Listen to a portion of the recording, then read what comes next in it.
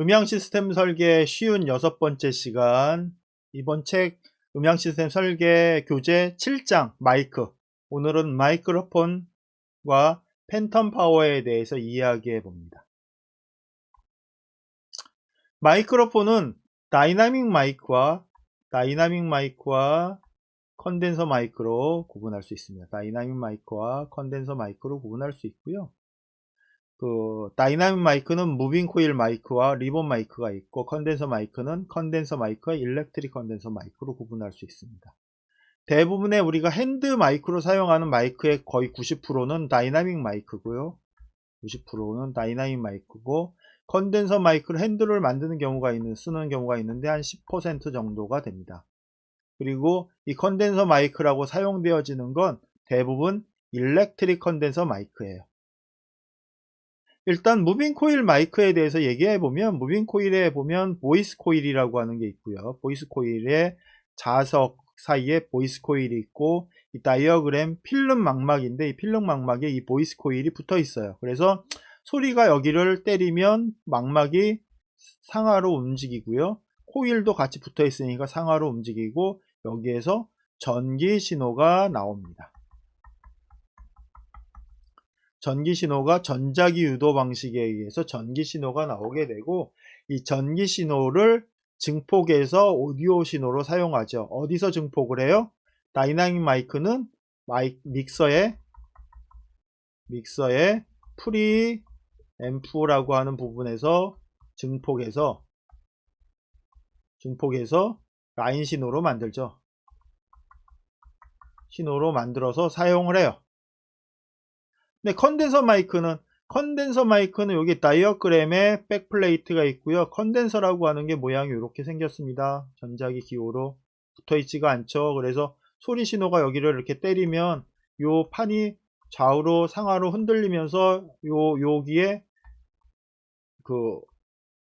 전기가 유도가 돼요. 전기가 유도가 되는데, 요 전기가 유도되는 것에 의해서 신호가 나오는데, 요 신호의 크기가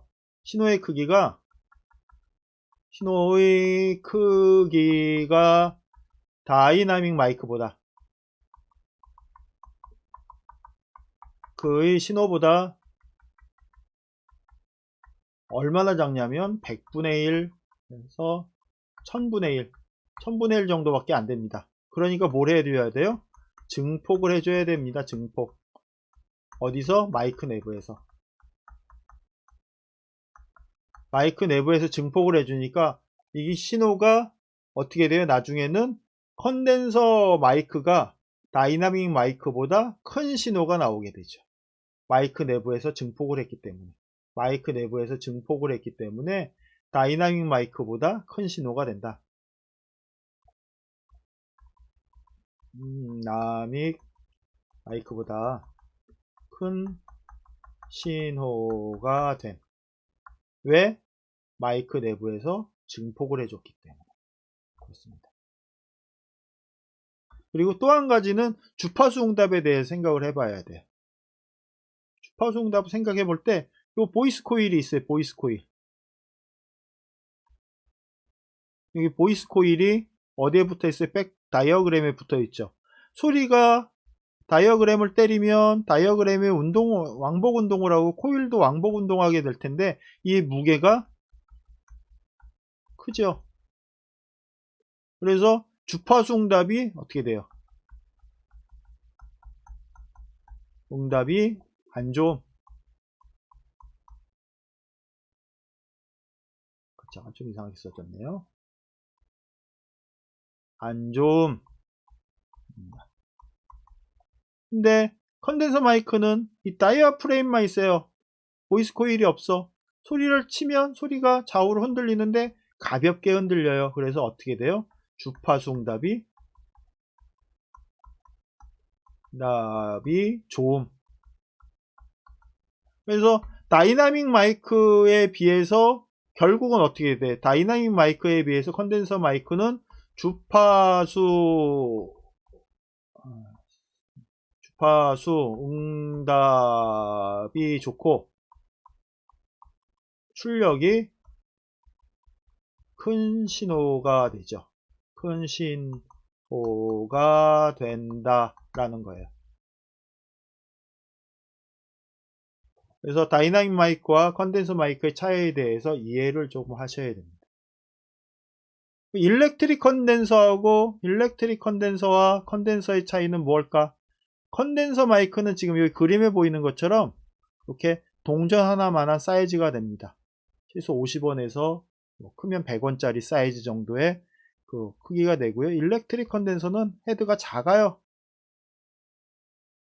그래서 이 컨덴서 마이크는 요 큰 거는 컨덴서가 크기 때문에 어느 형태 튜브 마이크 같은 큰 마이크 형태를 가지고 있고요. 이 핸드 마이크나 또는 핀 마이크나 또는 구스넥 마이크나 이런 것들은 다 어떻다? 헤드가 이렇게 작기 때문에 일렉트릭 컨덴서에 해당합니다. 컨덴서 마이크와 일렉트릭 컨덴서 마이크는 뭐가 틀리냐면 컨덴서 마이크는 극성 전압이 필요하고 일렉트릭 컨덴서 마이크는 극성 전압이 필요 없습니다.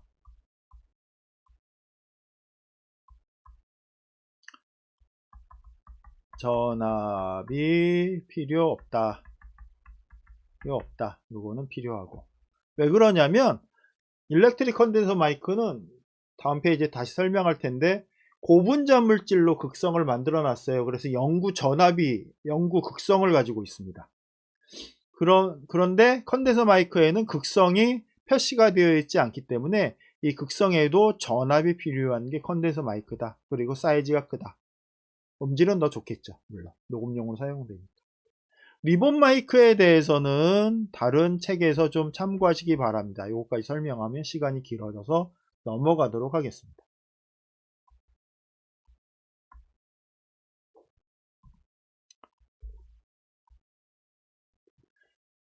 다이나믹 마이크는 외부 전원 없이 전자기 유도 현상으로 라인 신호보다 많이 낮은 레벨을 발생시켜요. 그래서 아까 뭐라 그랬죠? 믹서의 프리앰프에서 증폭을 해야 된다. 증폭을 해서 라인 레벨 신호를 신호로 만들어준다 라고 했어요. 컨덴서 마이크는 컨덴서의 극성이 필요하며, 이거는 일반적인 컨덴서 마이크죠. 극성의 전압이 필요하고 컨덴서의 아주 작은 움직임에 의해서 아주 작은 레벨의 증폭 발생이 되기 때문에 증폭이 필요해요. 그래서 그 마이크 내부에 증폭 회로가 들어가 있고 이를 증폭하는데 전기 에너지가 필요하게 된다 라고 얘기를 했습니다. 그래서 이 일반적인 컨덴서 마이크는 극성하고 전기 에너지가 증폭하는 전기 에너지가 필요하고, 컨덴서 마이크 일렉트릭 컨덴서라고 하는 게 있다 그랬는데 고분자 물질로 영구 전압을 주었고요. 그래서 결국 이거는 뭐만 필요해요? 증폭만 필요하다. 그래서 컨덴서 마이크에도 두 가지 종류가 있는데 일렉트릭 컨덴서가 있는데 일렉트릭 컨덴서는 증폭만, 컨덴서 마이크는 극성과 증폭을 한다. 여기에 사용되는 게 뭐다? 팬텀 파워라고 하는 거다. 팬텀 파워. 컨덴서 마이크의 미미한 전압 신호를 증폭할 때 전기 에너지를 공급해 주는 게 팬텀 파워예요. 보통 오디오 믹서에서 전달을 해주고요.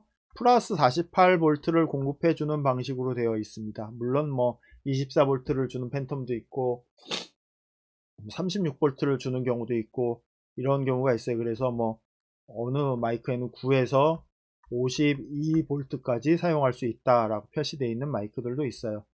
이게 팬텀이라고 하는 단어에 주의해야 되는데, 팬텀이 뭐예요? 왜 유령 파워라고 했냐면 컨덴서 마이크의 증폭에는 영향을 주지만 다이나믹 마이크를 사용할 때 아무런 영향을 주지 않기 때문에 그렇습니다. 다시 말해요. 컨덴서 마이크를 사용했을 때 증폭을 할 수 있게 하여 주지만 다이나믹 마이크를 사용할 때는 아무런 영향을 주지 않아요. 그럼 이게 문제가 됐었는가라는 거죠. 문제가 예전에 됐었죠. 팬텀 파워라고 하는 파워가 나오기 전에 어떤 것이 있었냐면 AB 파워 또는 T 파워라고 하는 파워가 있었습니다. AB 파워 또는 T 파워는 팬텀 파워기 나오기 이전에 사용되던 컨덴서를 증폭하는 방식이에요. 그리고 현재도 대형 컨덴서 마이크를 사용하는 마이크가 있는데 여기에 사용을 합니다. 그리고 AB 파워나 T 파워는 안정된 전원 공급을 하기 때문에 음질적으로 더 좋아요. 무엇보다 팬텀 파워를 쓸 때보다. 근데 이거의 단점은 뭐예요? 이 단자에다가 다이나믹 마이크를 끼우면, 다이나믹 마이크를 연결하면 다이나믹 마이크를 태워버립니다. 망가뜨려요. 우리가 동시 녹음용으로 쓰는 제나이저 마이크에 MKH416이라고 하는 마이크가 있습니다. 이 마이크는 두 가지가 있는데 P48 그냥 TU라고 하는 마이크 모델 라인이 있어요. P48은 뭘 쓰는 거예요? 팬텀 파워를 쓰는 거고요. TU는 T 파워를 쓰는 겁니다. 팬텀 파워를 쓰는 경우는 콘솔에 연결했으면 아주 편리하겠죠. 별도의 전원 공급기가 필요하지 않으니까. 근데 별도의 전원 공급기를 사용하더라도 T 파워를 쓰는 이유는 뭐가 좋아서? 음질이 좋아서 씁니다. 사용해요. 물론 음질이 좋다 나쁘다는 주관적인 거예요. 주관적이어서 어떤 사람한테는 음질이 좋다라고 하는데 어떤 사람은 그냥 그럴 수 있지 뭐 요 정도 하는 경우도 많습니다. 근데 우리가 축구 국제 경기 보면 공이 뻥뻥 소리 나는 것들, 이런 것들 T 파워를 썼다고 볼 수 있고요. 또 KBS 에서 관객들의 소리를 지붕하는 걸 MKH416TU를 사용해서 소리를 지붕하는 걸 많이 봤습니다. 그러니까 가요광장 뭐 이런 것들, KBS 홀에서 진행하는 음악 프로에 KBS 홀이 MKH416TU를 사용하는 것을 봤어요. 지금도 쓰는지는 모르겠지만 예전에 이런 것들을 썼다. 왜? 음질이 좋아서 사용을 했겠죠. 근데 T파워나 AB파워의 문제는 이 파워가 공급되는 라인에 다이나믹 마이크를 연결하면 마이크에 데미지를 줘요. 팬텀 파워가 나온 게 68년도인가 그렇게 됩니다. 거의 60년 이상이 됐는데 이전에 썼던 마이크들은 뭐 내구성도 약했지만 T파워를 하는 데다 다이나믹 마이크를 끼우는 순간 다이나믹 마이크가 호로로 탔어요. 그래서 독일의 노이만사가 만든 게 팬텀 파워라고 하는 파워입니다. 이 노이만사가 컨덴서 마이크를 정상적으로 사용하면서도 다이나믹 마이크에 데미지를 주지 않는 방식으로 이제 전원 공급 방식을 만들고 요거를 다이나믹에는 영향을 주지 않는다. 컨덴서에만 반응한다. 그래서 팬텀이라고 하는 단어를 써서 팬텀 파워라고 사용을 한 겁니다. 그리고 라이브에서 사용하는 대부분의 마이크는 100% 뭐다? 팬텀 파워를 쓴다. T파워나 AB파워를 쓰는 경우는 녹음실에만 사용을 한다 라고 알고 계시면 좋을 듯 합니다. 그래서 구조적으로 보면 여기 2번하고 3번에만 전압을 주게 되어 있어요. 48V를 줘서 이게 신호에 의해서 증폭을 할 수 있게 만들어 놓고요. 다이나믹 마이크를 사용하면 영향을 주지 않도록 회로를 꾸며 놓은 게 팬텀 파워 회로의 한 부분이다 라고 할 수 있습니다. 오늘은 마이크의 종류하고 팬텀 파워에 대해서 설명을 했고요. 다음 주에는 또 다른 얘기들로 진행을 해 보도록 하겠습니다. 오늘은 아주 정상적으로 한 15분 이내에 끝낼 수 있을 것 같네요. 여러분들 열심히 공부하시기 바랍니다. 그리고 보신 내용이 유익했다면 좋아요 좀 눌러주셨으면 고맙겠습니다. 오늘 여기서 마치도록 하겠습니다. 감사합니다.